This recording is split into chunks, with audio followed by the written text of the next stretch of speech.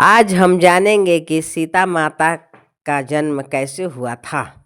उनका जन्म सामान्य मनुष्यों की तरह नहीं हुआ था, बल्कि यह एक दिव्य और चमत्कारी घटना मानी जाती है। हिंदू धर्म के महान ग्रंथ रामायण के अनुसार बहुत समय पहले राजा जनक नाम के एक महान और धर्मप्रिय राजा थे। वे मिथिला के राजा थे और अपनी न्यायप्रियता और धर्म के पालन के लिए पूरे राज्य में प्रसिद्ध थे। एक समय मिथिला में भयंकर सूखा पड़ गया। बारिश नहीं हो रही थी, फसलें सूख रही थीं और लोगों को बहुत कष्ट हो रहा था।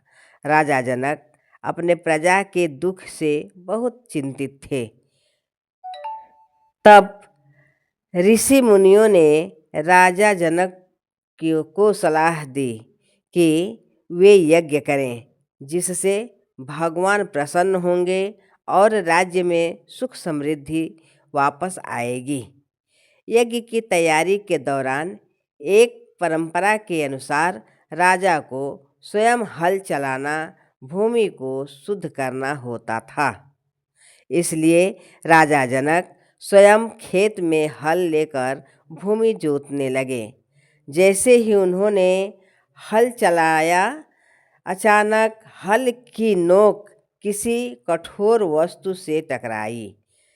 जब उस जगह को खोदा गया तो वहाँ से एक सुंदर और दिव्य बालिका प्रकट हुई। उस बालिका का चेहरा तेज से चमक रहा था और वह बिल्कुल सामान्य बच्ची की तरह नहीं लग रही थी। यह देखकर राजा जनक और वहाँ मौजूद सभी लोग आश्चर्यचकित रह गए। राजा जनक ने समझ लिया कि यह भगवान का दिया हुआ वरदान है।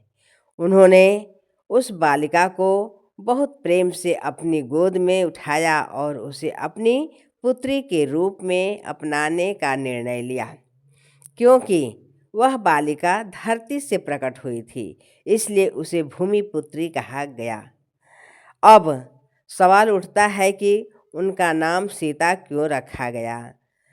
दरअसल जब खेत में हल चलाया जाता है तो हल की नोक से जमीन पर जो रेखा बनती है उसे संस्कृत में सीता कहा जाता है।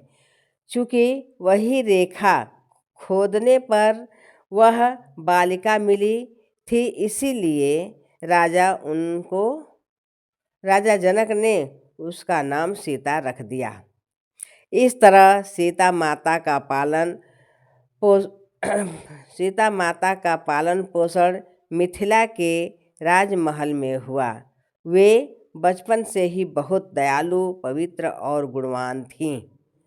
जब वे बड़ी हुईं तब उनका विवाह अयोध्या के राजकुमार राम से हुआ। यह विवाह सीता स्वयंवर के रूप में हुआ था, जिसमें भगवान राम ने भगवान शिव का महान धनुष तोड़कर सीता का हाथ जीता। इसके बाद सीता माता भगवान राम के साथ अयोध्या चली गई और आगे चलकर उनकी जीवन कथा रामायण में विस्तार से बताई गई हैं। सीता माता को हिंदू धर्म में पवित्रता, त्याग, धैर्य और शक्ति की प्रतीक माना जाता है। इस कारण आज भी करोड़ों लोग उन्हें माता सीता के रूप में श्रद्धा से पूजते हैं। अगर आपको यह कहानी अच्छी लगी हो तो वीडियो को लाइक, शेयर और चैनल को सब्सक्राइब जरूर करें, ताकि आपको ऐसी ही धार्मिक और ज्योतिष से जुड़ी रोचक कहानियाँ मिलती रहें।